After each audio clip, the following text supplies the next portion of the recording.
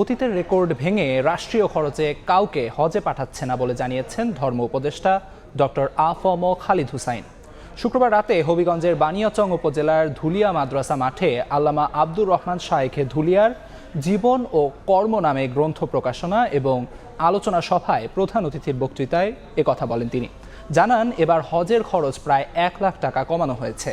এবার হজ ব্যবস্থাপনায় বিশৃঙ্খলার শঙ্কা নেই বলেও জানান ধর্ম উপদেষ্টা।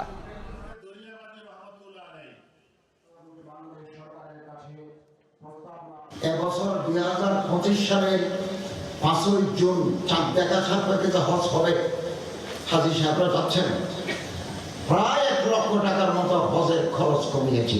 200 জন ডাক্তার নিয়ে যাব, 100 জন এমবিবিএস ডাক্তার আর 100 জন নার্স, টেকনিশিয়ান, ফার্মাসিস্ট, টেকনোলজিস্ট। স্বাস্থ্য মন্ত্রণালয়ের মাধ্যমে আমরা তাদের সবগুলো গভর্নমেন্টের ডাক্তার